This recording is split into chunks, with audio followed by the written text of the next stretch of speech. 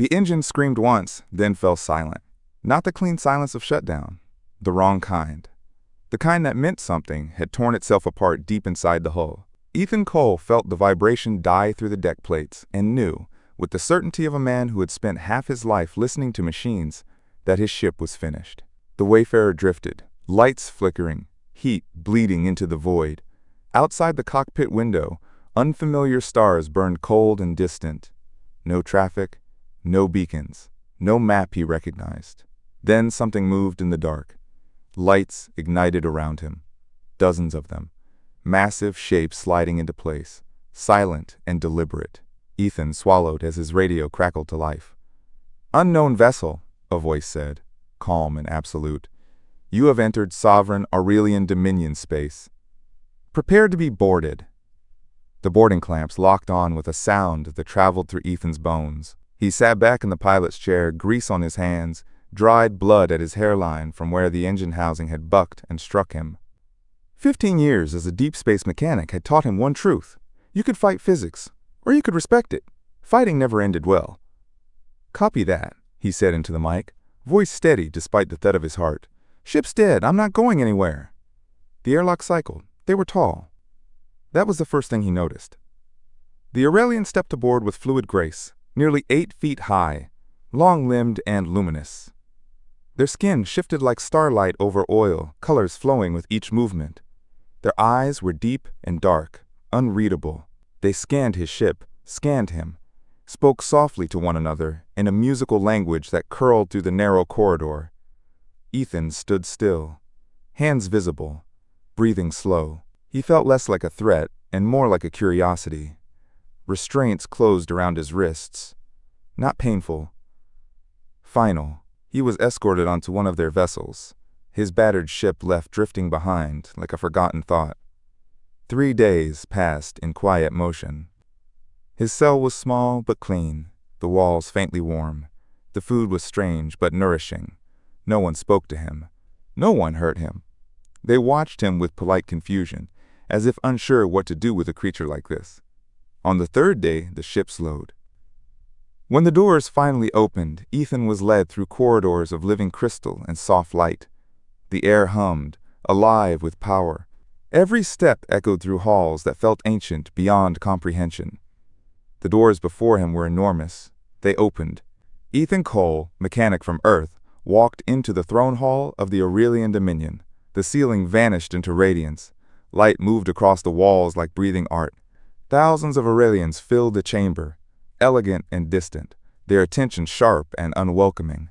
At the far end, upon a throne shaped from captured starlight, sat the Princess Lysara. She was different. Her skin carried deeper hues, blues and violets like a midnight sky. Her posture was relaxed but commanding. Her eyes were sharp, ancient, and very awake. "You have trespassed into sovereign space," she said. Her English was flawless. "Explain yourself." Ethan lifted his head. He was exhausted, hurt, outnumbered by beings who could erase him with a thought. Fear would have been reasonable. He had never been very good at reasonable. "My engine failed," he said. "Didn't get a vote on where I ended up." A ripple of shock moved through the court. The guards stiffened. Lysara did not. She tilted her head, studying him with renewed interest. "You are not afraid?" Ethan shrugged. Being afraid wouldn't fix the engine. Murmurs rose. "My advisors recommend your execution," she said calmly. "You are an insult to our boarders." "I'd rather you didn't," Ethan replied. "But I get it. Wasn't personal. I was just trying to get home." Silence fell like gravity. Then Lysara smiled. It was small, controlled, dangerous. "Take him to the guest quarters," she said. "I wish to speak with him again." The objections died at a raised hand. As Ethan was led away, he glanced back. The princess was still watching him, and something in her eyes felt like the beginning of trouble. The days that followed unsettled him more than chains ever could. His rooms overlooked a city of crystal towers and floating gardens.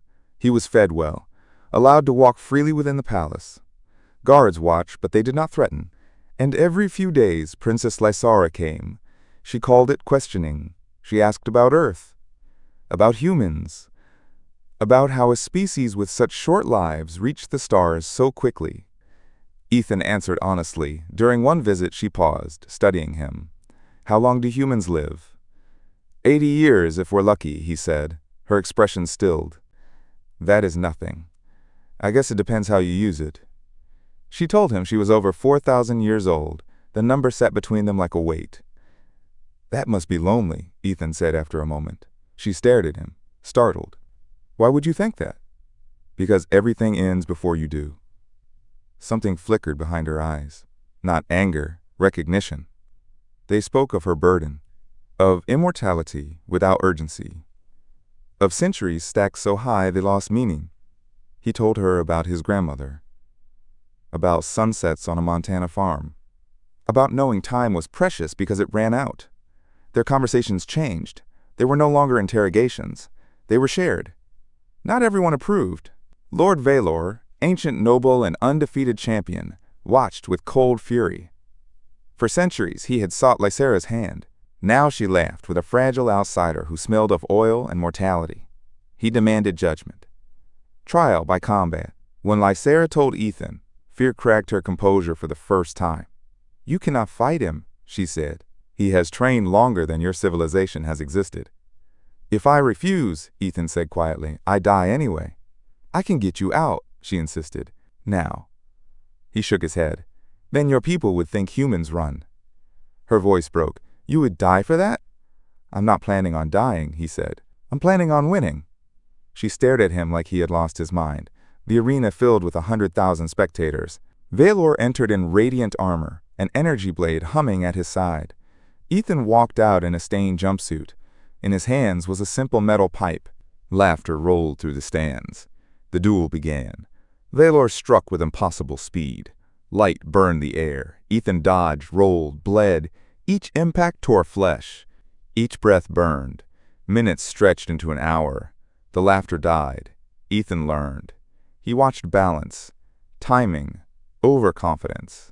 A fighter, like a machine, always had a weak point. When the opening came, he lunged.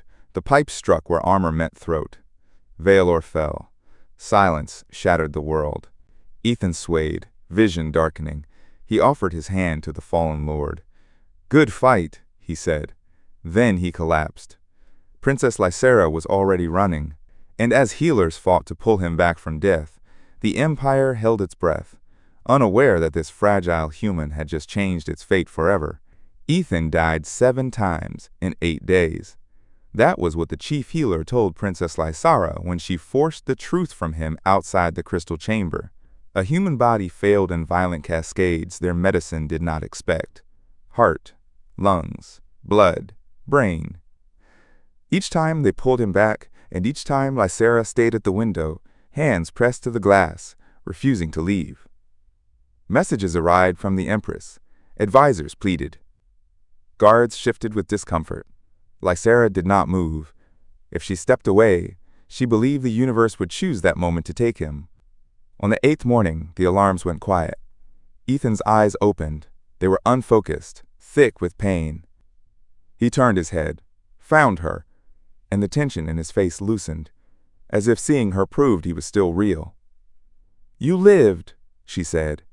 Her voice cracked. Ethan tried to smile and failed. Told you, he rasped. You died, she shot back. 7 times. He swallowed. Then I got practice. A sound escaped her that was half laugh, half sob. It startled the healers more than his survival. Aurelians did not unravel in public. She sat beside him and watched him breathe, like breath was something that could be stolen.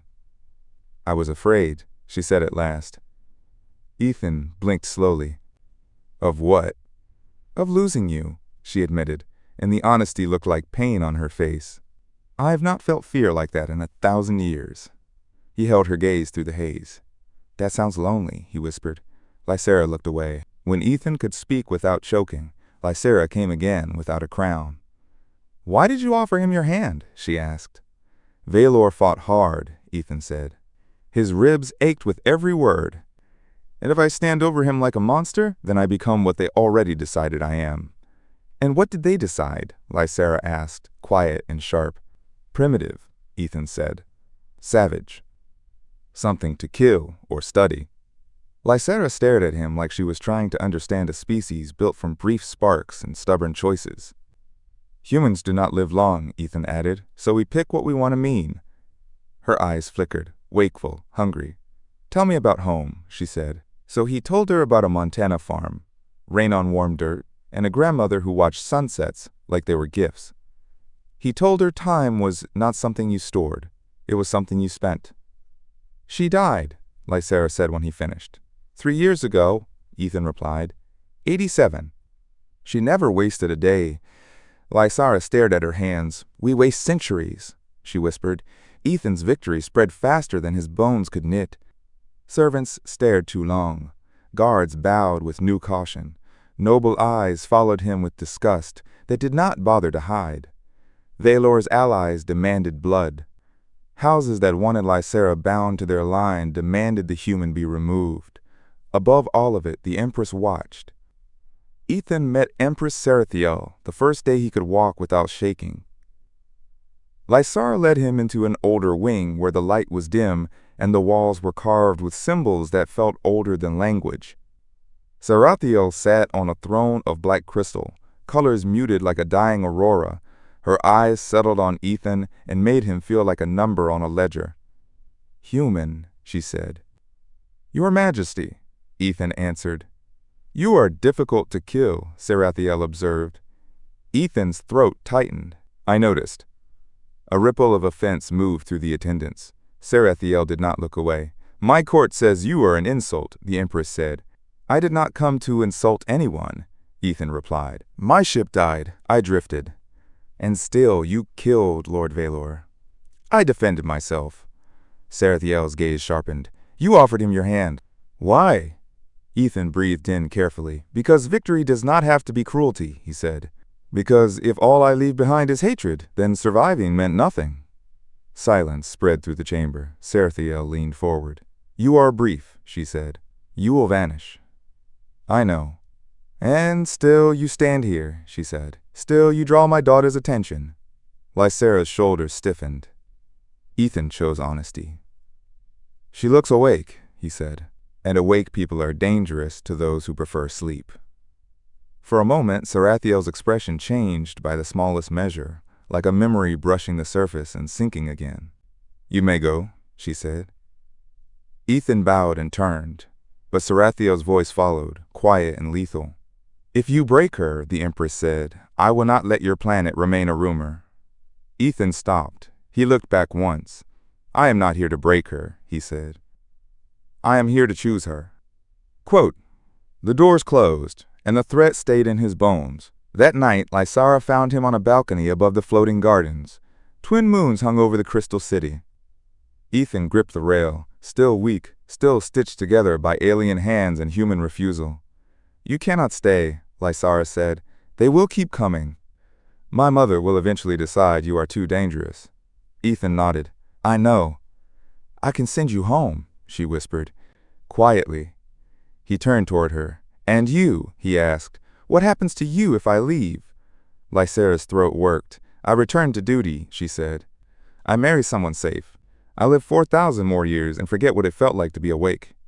Ethan felt his wounds throb, but the pain that hit him was deeper than flesh. Lysera took his hand, cool fingers locking around his like she was holding a ledge.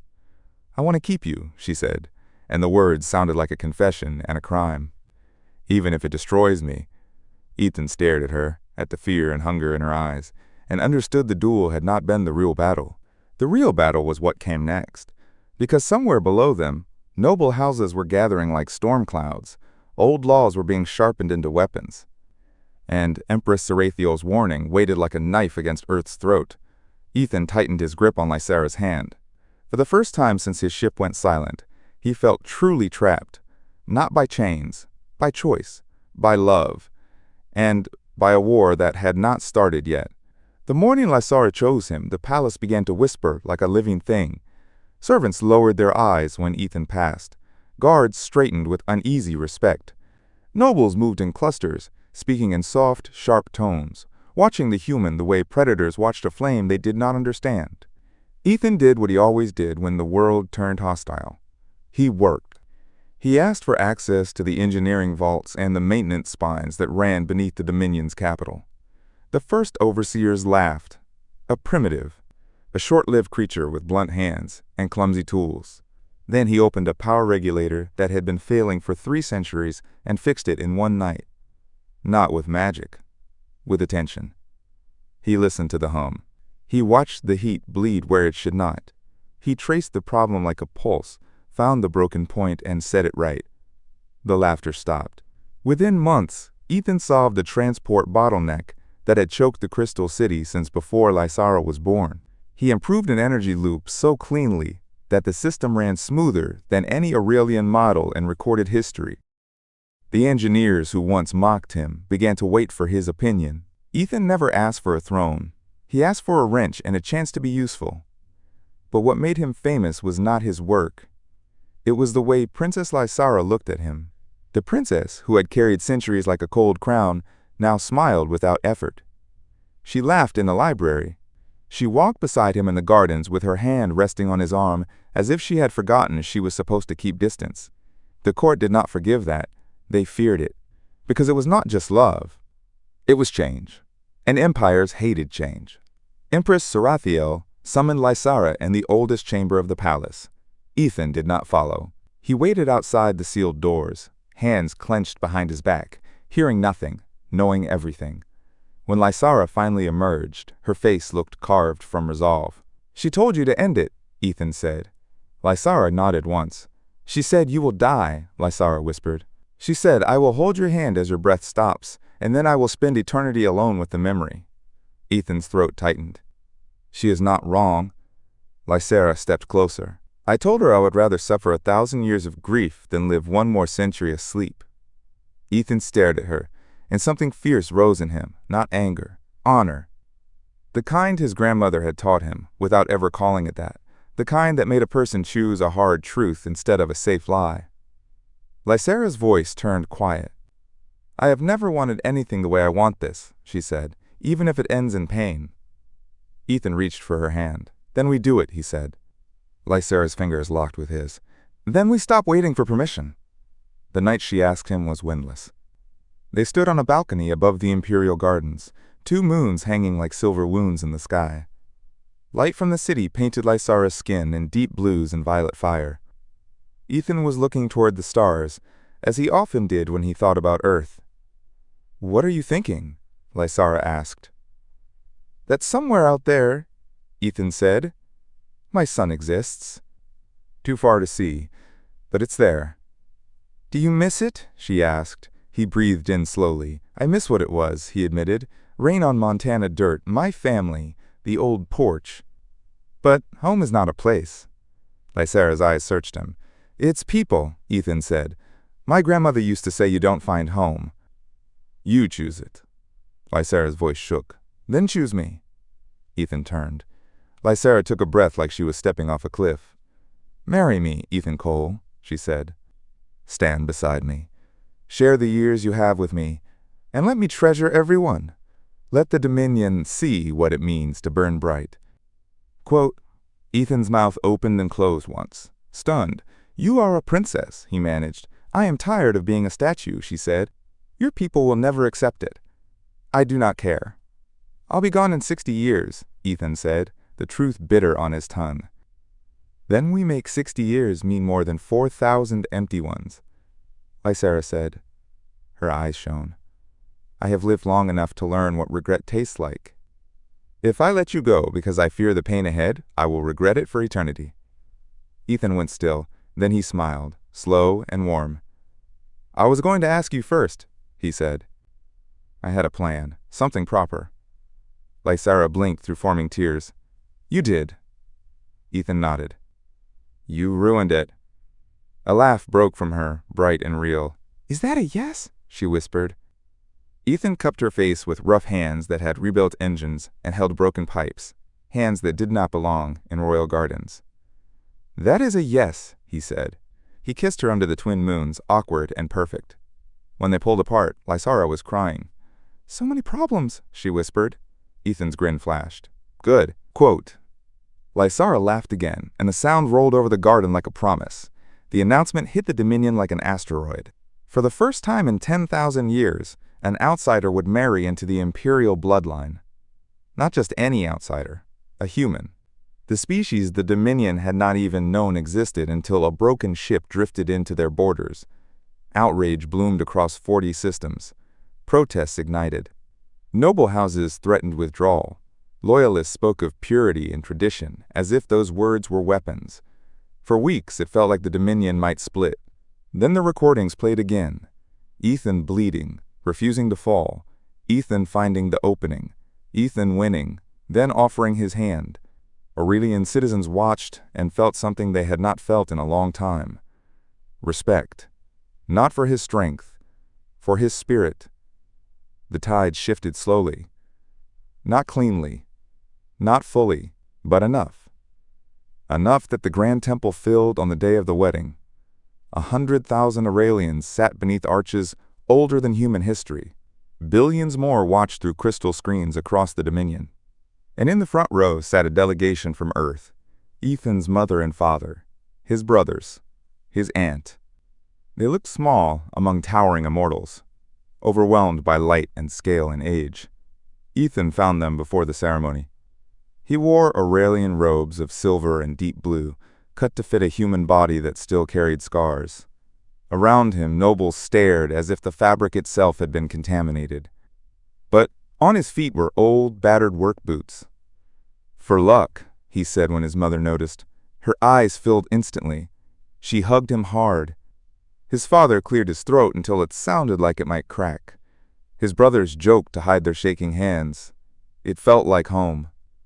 Lysara entered in a crown that caught the temple light and turned it into rainbows. Her face was calm, but her eyes were alive. Empress Sarathiel performed the ceremony herself. She stood before them, cold and ancient, the Dominion silent under her gaze. "Marriage is a promise," Sarathiel said, her voice echoing through the sacred stone. "To stand together through joy and sorrow, through triumph and defeat." Quote. Her eyes settled on Ethan. "You are brief," she said. "Your years are few. Every moment you give my daughter is borrowed time." Ethan met her gaze without flinching. "I know, Your Majesty." "And still you proceed." "I do." Sarathiel's voice sharpened. "Why?" It was not part of any script, the crowd murmured, startled. But Ethan understood what she was truly asking. He turned slightly, looked at Lysara, and felt his chest tighten. "Because love is not measured in years," Ethan said. "It's measured in choices, in moments, in staying when it would be easier to run." He drew a careful breath. "I cannot give her centuries," he said. "But I can give her every moment I have. I can choose her every day until my heart stops. And when I am gone, she will know she was loved without fear." Silence spread through the temple like snowfall. For the first time, Sarathiel's expression softened by the smallest degree. "Then let it be done," she said. She joined their hands. "I bind you," Sarathiel declared, "for whatever time you have." Ethan kissed Lysara. The temple erupted into cheers. Somewhere in the front row, Ethan's mother sobbed openly. His father pretended not to cry. His brothers shouted louder than anyone. The Dominion watched its princess smile like a new star. The celebration lasted for hours. Human and Aurelian families stumbled through language barriers and found laughter anyway. Ethan danced with his mother. Lysara danced with Ethan's father, who looked terrified and delighted. Even Sarathiel stepped once into the circle, not to dance, but to watch her daughter's joy, as if it was something precious and unfamiliar. Late in the evening, an ancient noblewoman approached the Empress, where she stood apart from the noise. "Your Majesty," the noblewoman said carefully, "are you truly at peace with this?" Sarathiel watched Ethan spin Lysara across the floor, watched her laugh, watched the life in her eyes, the life that had been absent for 3,000 years. "When humans first reached the stars," Sarathiel said softly, "we dismissed them. Too short-lived, too fragile." Her gaze remained on the couple. "And yet," she continued, "they endure. They cannot match our years, so instead they match our spirit. They make us feel." The noblewoman hesitated. "And when he dies?" "When she must go on." Sarathiel's voice lowered. "She will grieve," she said, "for centuries. But she will also remember what it felt like to truly live." A pause. Then the Empress smiled, a real smile. "He has given her something more valuable than time," Sarathiel said. "He has given her fire." Across the hall, the music slowed. Ethan and Lysara stood together, hands linked, facing the gathered dominion. A voice rose from the back, carrying through the chamber. Who is he? The question was simple, but it held the weight of 1,000 years of pride. Who was this human who had drifted and broken and somehow changed everything? Lysara heard it. She turned, radiant, and tightened her grip on Ethan's hand. Who is he? She repeated softly. She looked at Ethan, at the man who had stared death in the face and refused to kneel. The man who had taught an immortal how to feel time again. The queen asked. Someone added, and the crowd leaned in. Lysara smiled, and her voice rang clear through the hall. The man I wed, she said. In that moment, the dominion shifted. Not all at once, not cleanly, but forever.